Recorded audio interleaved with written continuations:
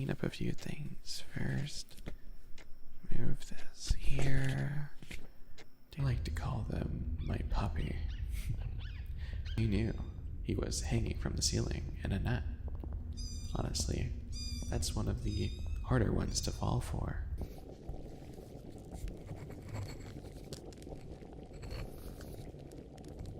Bottoms up.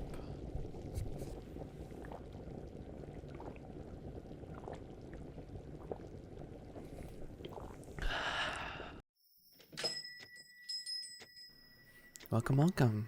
Welcome to the flower corner. We're actually closing soon, but, oh, hi. Surprised to see you here. Did you not want to wait until I came home? Oh, was that really today? I didn't realize. Oh, okay. So you wanted to learn more about alchemy? I thought after being turned into a bunny, you would have wanted to stray away from there, but I mean, if you walked all the way from home to here, I guess that's well enough sign that you wanted more. But sure, here, let me just clean up a few things first. Move this here. Do this. I need to make sure that other people don't come into the shop while we're, in the special place. So let me just lock up the front door first, and then we can get right to it. I honestly don't know why I have so many keys, especially since I really only use 2 of them. It just makes things difficult. There we go. All locked up. Now, if you'd like to follow me, we can head right on over to the special spot. Or my little alchemy lab. I hope you didn't mind going through the quote-unquote catacombs from the last time.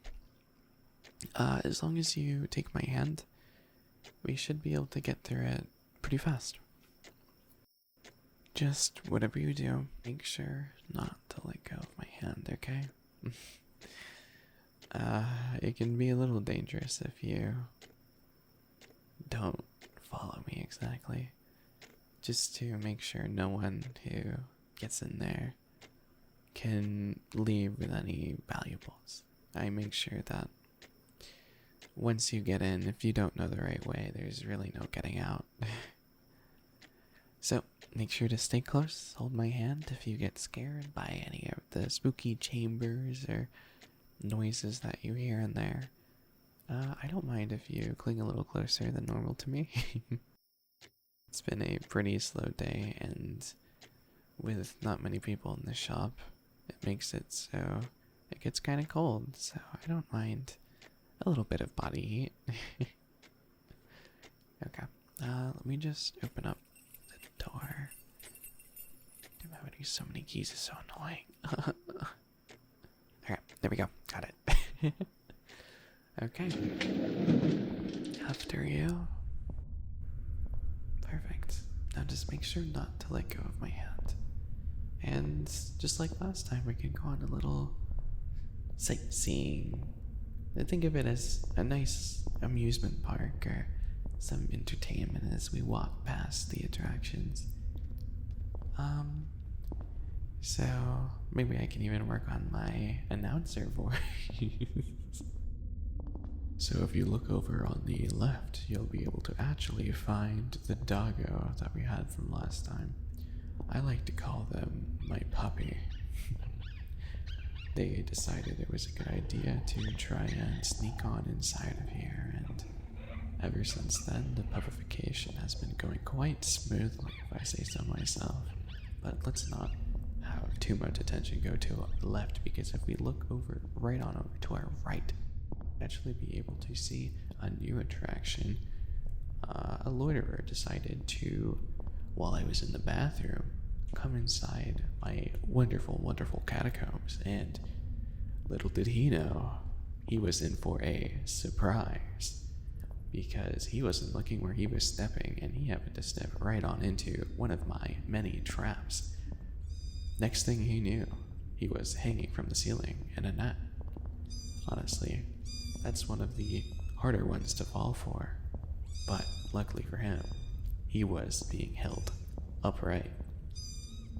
Is it upright? Is it when you like hang? I guess it would be like upside down. Luckily for him, he didn't fall for it. He fell upside down. That doesn't work. That doesn't work. Okay. Let's drop the announcer voice. Basically, I tried testing out some new potions on him to see if we can get a little bit of a different effect. So I've been working on creating certain types of animal people, since I feel like those would definitely be very profitable, because like naturally making an animal person is very difficult and in some places taboo. I mean, some people are just cast away, being strays left on the side of the streets and stuff like that. So, but at the same time, some people really want them, and some people really want to be one. And without the unfortunate circumstances that come with being a stray or, not normal.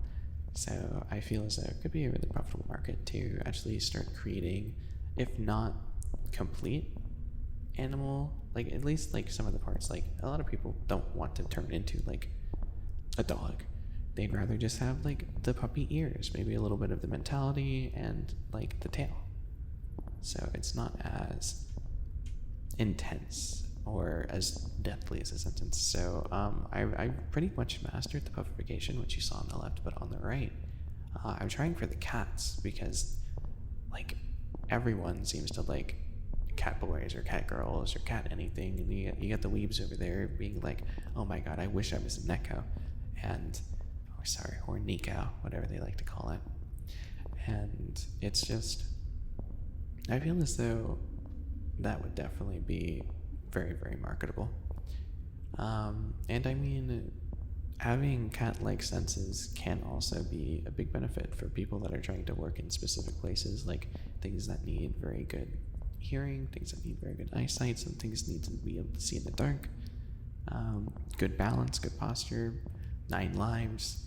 Let me tell you, that one went through like 7 of them already, so they're running on their last legs. But not only do we have kitty, that obviously that's not the only thing we do. Like if you keep going, I mean, we haven't really stopped, but if you look over to the left, we should be coming up on it soon. I'm not doing anything to do with animals. This one's more about regeneration, which I mean technically is kind of like the animal ones, because I'm mixing certain features from certain flowers. Like for example, I'll get more into it when we actually get to the learning portion, but if you mix the DNA of a lizard using like a lizard tail or something, or basically you can probably choose any animal that can actually regrow their limbs, mixed with a flower that has a healing component to it, or maybe just there's some flowers that stand for certain things, and some flowers have meanings behind it. If you match the meanings mixed with the right amount of water, the right amount of natural material and stuff like that, you can get a variety of effects. And right now I'm working with the lotus flower mixed with a lizard tail and a few other things, and I'm trying to get the process of regrowing limbs, and it's working to a certain degree. I still need to find someone that is worthy of full testing. This person didn't do enough harm, so I don't want to cut off any. How do I word this without sounding absolutely evil? Basically, I don't want to cut off any limbs because they don't deserve that, So I either have to find a little puppy that wanders in here that is lacking of one, or find someone horrible enough where, testing is required, But So far, the only effect it has had so far is growing extra limbs. So that should be a good sign, but also you don't want to grow too many extra limbs. They could get in the way or get annoying. And I mean, who knows, maybe it'll be a benefit. But you gotta find the right amount and stuff like that. So what's something that has absolutely nothing to do with animals? Okay. In maybe a few more seconds to our right, ignore the flaming cat. It's still just vibing. Okay, so yeah, look at the right there. I am trying to work on so you know how I have my flower petals like constantly falling down, and that was through testing of my own doing on myself. I'm trying to recreate that, but with different objects aside, so if I can do it with a flower and the petals are constantly falling, I should be able to, in theory, be able to do it with fruits and or like things like money or, gold or something that basically I want to be able to reproduce it at a constant and continuous rate. And so I'm trying it with grapes and strawberries at the moment. And honestly, this could solve a lot of problems in the world. Like, no one would be hungry if I could just constantly create these things. And because my flower petals fade as they reach because of how much time has passed, and I did a few things to dampen this effect, I could find a way for someone to eat something and they would be able to taste it, but it would disappear from their stomach before it was fully digested. That way they get the taste and the flavor that they want without actually gaining any weight. The only problem would be they also wouldn't gain any sustenance from it. So it would have to be more for a treat, basically like allowing people to satisfy their taste buds and still eat less by only eating enough, basically, before it turns into any kind of unwanted material, unless, basically it's to help people become more healthy and not just completely overeat because they like the way something tastes. And I mean, it just wouldn't be useful for people that are going on strict diets and are, people that try to work out with their bodies and need to use all of the energy that they intake. This would be more so for the people that have type of just not much control, and they want to just, they like food for food. That would be a good thing. Plus, if we do the version where it doesn't fade away, so it would just be constant strawberries, I would say the only problem would be, especially because I would be testing it on, people, would be the fact that if I don't do the fade version of, let's say, the strawberries, then someone could end up drowning in strawberries and unable to breathe while they sleep. So they would have to sleep in some weird kind of tub to collect the strawberries, because there's been a lot of times, especially when I was a young bun, where I would go to sleep and wake up practically drowning in flower petals. And they were flower petals, so I could breathe just fine. But if it's something bigger or like heavier or more dense, then it might be a lot harder for people to come out alive after sleeping, because they would suffocate from the sheer amount of strawberries they created, or the sheer amount of grapes, or maybe one went down. Like, what if you had 2 grapes in your nostrils and like 5 in your mouth, and there was just no way for you to breathe? So that's something that I need to be careful of, and make sure to do a lot of experimentation on that and figure out how you can create something like that. And if I could manage to just, I don't know much about the anatomy of plants or the actual, because plants are living things, you got to care for them or they'll die. I know there are some scientists that actually work with injecting genes into plants and giving them different bacteria or stuff like that, and basically work with that. If I can find a way to make my alchemy instead of it being like ingestible or injectable, make it more as when it touches the skin, it dissolves into it, and then find a way to transfer that into when you actually like touch a plant, whether it be the stem or the leaves, or if it's a flower, the flower, if it's a tree, the bark, have it seep in and then they gain it naturally. There is a possible way I could feed it in with like the water of a plant and make it so that it's like the roots get to it and then the roots suck it up and stuff like that. Because if I can find a way to make it so a flower is infinitely spawning strawberries, then that would solve the problem of, you know, accidentally killing someone via suffocation.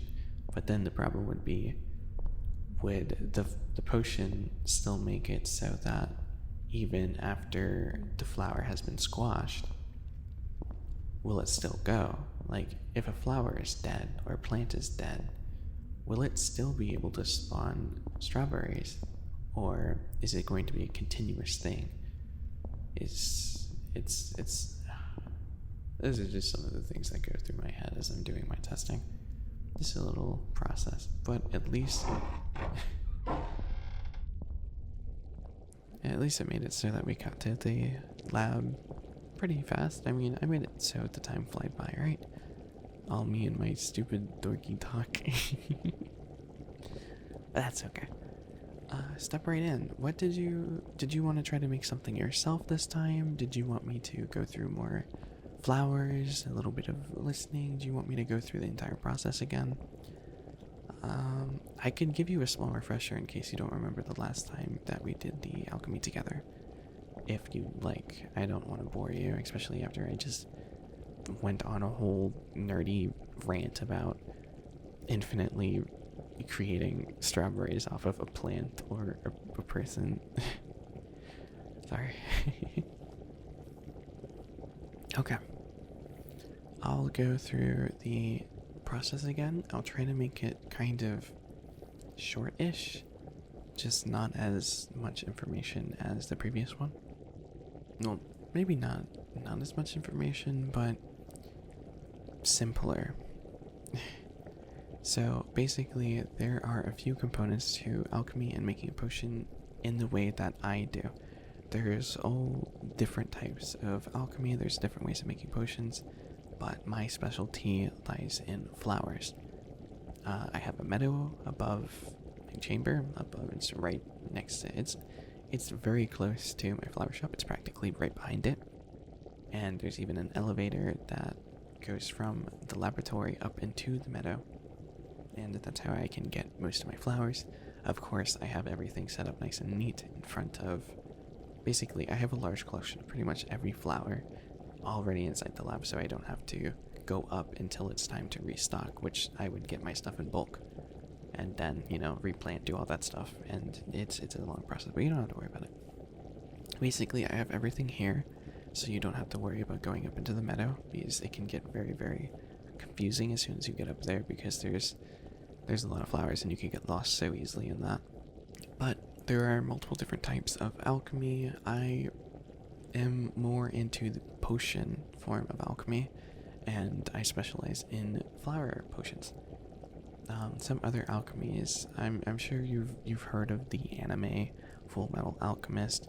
Their alchemy is completely different than my alchemy. Their alchemy has absolutely nothing to do with potions or the type of thing that I do. Theirs is more transmutation, and basically you take something of equal value and make something out of... It's like... it's so hard to explain. I don't know. I haven't researched into it because I never cared for it. I thought it was stupid. I much rather fixate on things that my flowers can make. And, you know, I had this meadow, I grew this meadow, I decided there would be something that I could make of use of these flowers. And testing is always really fun, especially experimenting and just working with the creative little juices in your mind. Nice little alone time, seeing what stuff does. I was a little rough when I didn't have any test subjects, but now I have quite a few, whether they be invaders of my territory, or willing subjects that choose to do it. Of course, you're one of them, but not in the same way some of my others are. Okay, so let's go through the simple process. When you are making potions, first of all, you need to make sure that the flour has been dried. Okay, let's start with the basics. First thing you want to do is you want to plan and plot what you're going to do. Or if you want, you can just kind of go with the flow. But step one is grab a flour. Pick what flour you want. Think about what you want. Think about what the flour does, what the flour signifies, what it means in different like ethnicities, stuff like that. So for example, I'm just gonna think of a random ass flower out of my head. So, okay, let's think about the lotus. So, the lotus, it has a floral meaning, and then it has meanings in different religions and different places. It's associated for different things. So, for example, the lotus's plant's floral meaning is typically going with either rebirth or divinity. So you're most likely going to get some kinds of effects where it's going to be a positive effect. You can take a guess from that. So the rebirth and divinity can be things such as, you can make maybe a healing potion out of this. You can make something that when I say healing potion, I mean a very strong healing potion. You might be able to have some kind of strength where it's like if you want to put this in gaming terms, you would take less damage from a hit. Basically, it could give you regeneration, meaning if you were stabbed, as long as it wasn't stabbing something non-vital, instead of having to rush to an emergency room, you would just passively, slowly, your body would heal itself, as long as you mix it with certain components. If you were to look at the religious meanings behind this flower in different religions, for example, the lotus in Buddhism is often thought to be a sign of purity of speech and mind.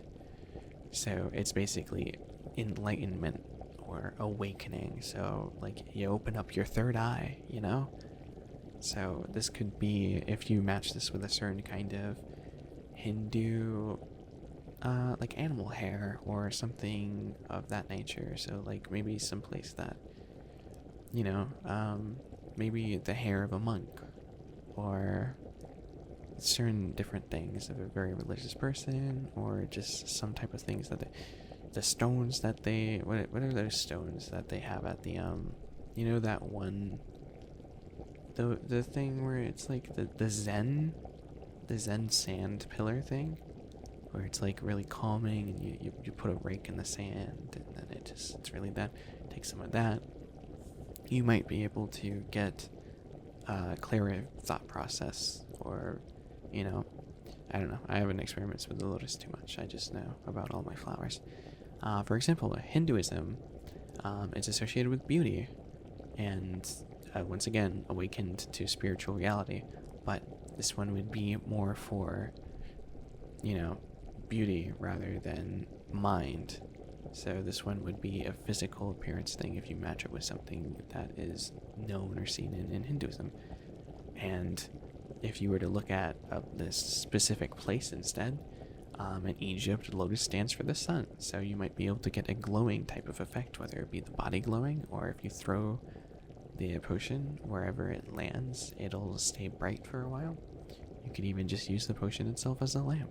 And you can always look at the technical terms, such as maybe some kind of feature that the lotus would have from just natural, without looking at anything to do with religion, or what it means across cultures, or what it means across places. You can just look at what it does in nature. So, for example, the lotus often grows in mud, but it always stays clean. So it doesn't matter how caked up in dirt or grime it is, it will always remain clean. So you can find a way. Well, basically, this potion could do so many different things if you match it with the right things. And this is just with a lotus alone, and that's not even thinking about when you match it with other flowers that have other meanings and other things. So this could just be at a basic form with adding absolutely nothing to it. Soap. You could turn this into soap. You would stay clean for days. You would smell really nice. You could smell it. Add lotus and strawberries together, a bit of water, maybe some special seasonings on it. It's like strawberry shampoo. It's that simple. Remember how I was going to explain this simply? Well, one example took, I don't even know how long that was, but so much for the simple thing. So, okay, back to the simple explanation of how this whole thing works. You take a flower. You have the flower now. You have an idea of what you want to do with the flower. Up next, you dry the flower. You can do that through laying it in the sun. You can have a drying rack where you stick it in some kind of oven, or you can blow dry it, you can heat it up. Different ways has different times, like basically. If you dry it in the sun, you might have the most natural reaction. Because you're having it all natural, it's going to take the longest time, but it would have the strongest effects because you would be drying out all of its natural components. If you want to do it the fast way, you take a blowtorch to it and try not to burn it. And as long as you find a way to dry it, depending on how well it is dried and how intact the plant remains, will determine how strong the effect will have. So, you take a flower, you like the flower, you dry the flower, then you take the flower and you bring it into a pestle, and you basically just grind it. You grind the flower into as thin as a dust as you can. It's gonna have a really satisfying crunch sound, you're gonna love it. And once you do that, you start a pot of water and you have it nice and boiling. Once you have the boiling water, you gotta make sure the water is the right amount, because the amount of water you have will dilute the potion. So you want to make sure that you always start off with about half a cup, and then you can always add more afterwards. So you have a crunched up flour, you have half a cup of water inside of a boiling pot. You pour the flour in. You pour whatever ingredients you want, like maybe a frog leg. Anything that is natural will work. It can be the hair of an animal. It can be the dirt from the ground. As long as it is a natural resource that comes from something that is living, or something that comes from the earth naturally. So nothing like plastic, nothing that humans created. Humans did not create stone. Humans did not create dirt. Humans did not create oil. Humans did not create the hair that grows on their head. Humans did not create the hair that grows on animals' heads. Something that is of the natural world. You take it, you mix it, and you keep stirring until, like, you're gonna be able to tell. It'll have different colors, and the longer you stir it, the stronger the effect will be. Sometimes you only want to stir it for 5 seconds. Sometimes you want to stir it for 5 minutes. Sometimes you want to stir it for an hour. And you get your own feeling of how long and basically how strong you want it to be. And yeah, that's pretty much it. That is the basic concept of the whole thing. So, that was just a simple recreation. I know I already taught you from the last time that we did our alchemy session, but that's okay, because now you double now. And if you want, I already have like 5 flowers ready and prepared. Well, I mean, I have way more than 5 flowers, but I'll try to keep it simple down to 5. And then you can pick and choose which one you want. And, you know, it's up to you what you do with it. And I'll just watch your creation, and I'll let you taste, well, Here, how about this? You make a potion and I'll drink it.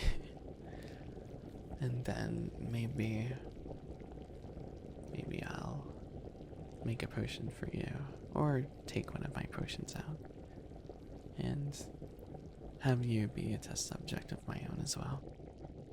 Okay, so I'll show you the 5 flowers that I'm thinking you might want to mess around with or play with. And you choose one of the flowers, maybe 2 of the flowers. You know, pick and choose what you'd like. I already talked about the lotus, so I might as well have that be one of the 5. So our second flower will be, sure, how about this one? The Dahlia. This one's another, I know it might seem like I'm just trying to pick like pink cute flowers, but this is so nice looking. To give a little backstory of it, it's actually the national flower of Mexico. And it was actually named after a botanist. I can't remember their name, but I know that at least the last name was Dahl. And it isn't always pink, but I tend to try to grow the pink ones because it's really pretty to me. It actually has an insane amount of hues. It can go from bronze to white to purple to red, and you can grow it any time of the year, so it's actually pretty easy to grow. And it has a vast amount of meanings, which is why I personally like using it in a lot of potions, because you can do a lot with it. It's okay, so basically this flower can have many different meanings, and each of them can vary, and this can actually be a negative potion if done incorrectly. Which, I mean, it might not even be done incorrectly if you want a negative potion.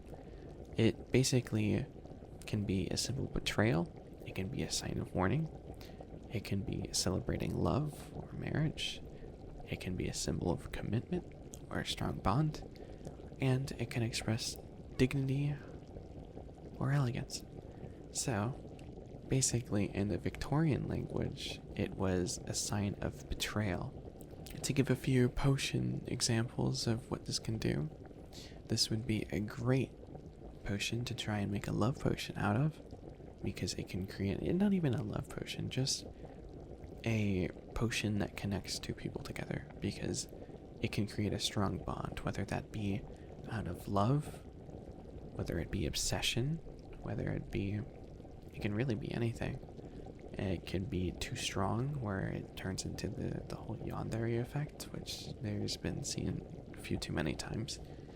There's also a strong bond where it would just be for friends, where you would, take a bullet for the person that you appreciate so much. It feels like you've been friends since you were born, even though you could have just met the person yesterday. Another bond that it could have another bond that could be made would be just a spiritual bond, where if that person dies, you as well will die.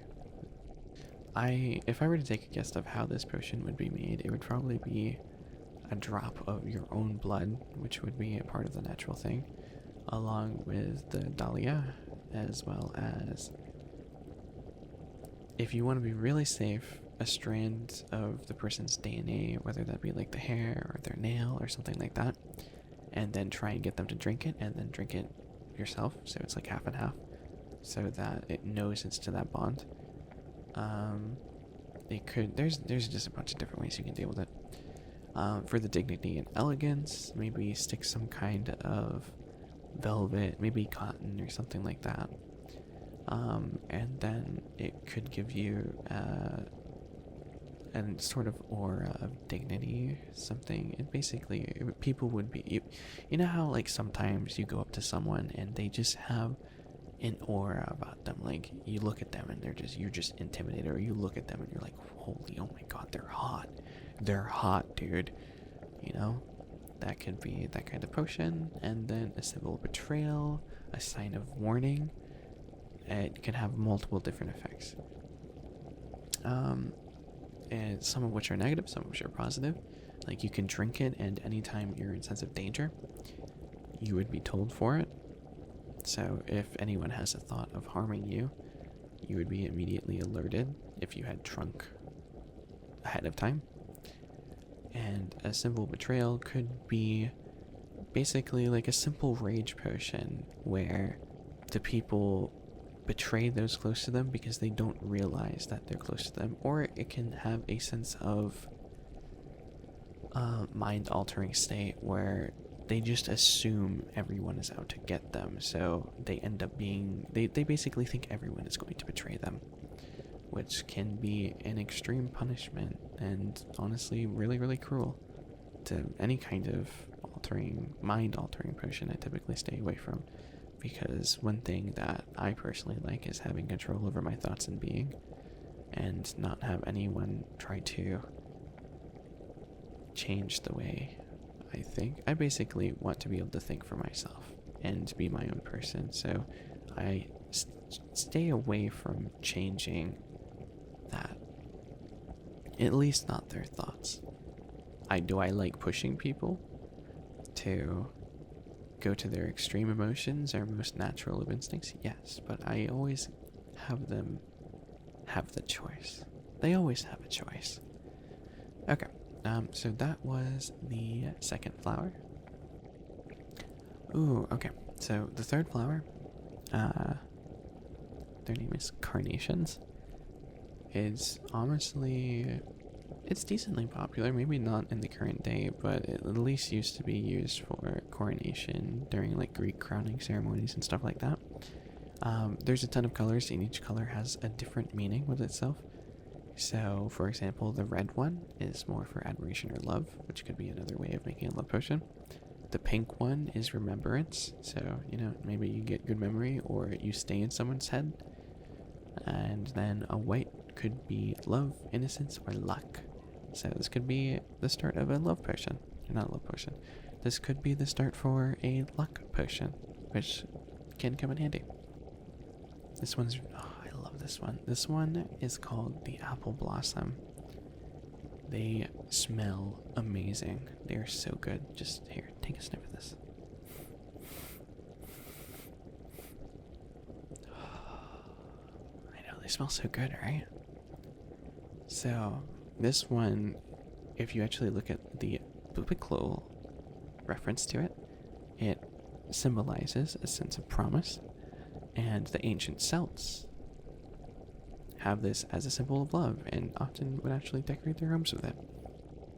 And most of the time, or at least in the current days, they symbolize long life or great success when it comes to specifically the fields of trade and commerce. So, you can make a long-lasting potion, a long life potion. You can make something that makes it so you make a lot of money. Or there's a lot of other things you can do as long as you pair it up with a certain amount of things. Okay, up next we have something called the sweet pea, another very fragrant flower. It smells very sweet. And it actually symbolizes thanks and offers blissful pleasure. Meaning, this is basically it would be the drug of the potion world, but it wouldn't come with any downsides aside from maybe addiction. Where as soon as you take this, no matter what you pair it with, it will feel amazing. So this basically probably would add an addiction. So if you add this to a harmful potion, like basically if you were to pair this with something that takes a year off your life, or maybe something as like makes you a year younger, you could end up becoming addicted to that, and you could either slowly take years off your life, or you could slowly become young to the point where either you can't think for yourself, or you could just poof out of existence. I try not to mess with youngification because that sounds too risky, because I'm terrified of the thought of someone being poofed out of existence because they are too young. We'll go with something simple. The lavender. They often represent purity, silence, and luck. And they often symbolize devotion. They promise such things as new adventure, stand for royalty, elegance, or refinement. So basically, this one can have a multitude of different things. It can have silence effect, meaning you can prevent someone from talking for however long you make the potion before. You can be this another luck potion. This could be a purity one where if you are sick, you take it and you're not sick anymore. Or if you have some kind of weird, funky disease, or let's say someone cursed you, which I haven't seen much of in my time. And, you know, it's just a pretty basic, well-versed flower. And it's pretty, so. And you often smell it in a lot of soaps, and it is so annoying because I hate the smell of it. But all that's left is for you to pick and choose the flower you'd like. Then I'll let you go with the process. I already have dried flowers of each of them lined up and ready to go. There's a bunch of materials in front of you that you should be able to pick and choose from. It ranges from carrots to hairs of animals to other parts to stuff like dirt, rocks, specific rocks from different regions. Just pick, choose, and have a ton of fun. I'm watching you, so if you're gonna give me something that's going to kill me, I probably won't drink it. But I want you to have fun and think about the meanings and just have your little creative juices pop out and work. So, to your, okay, behind you and to your left, there is the dried flowers of whatever you want. And just have fun. I'll be sitting over there and just kind of watching you work. And just want you to have a lot of fun.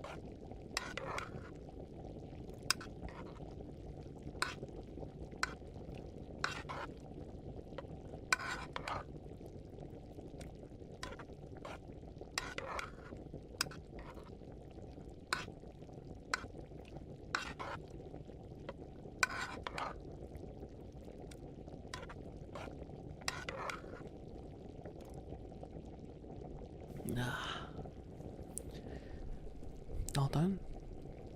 Heck yeah.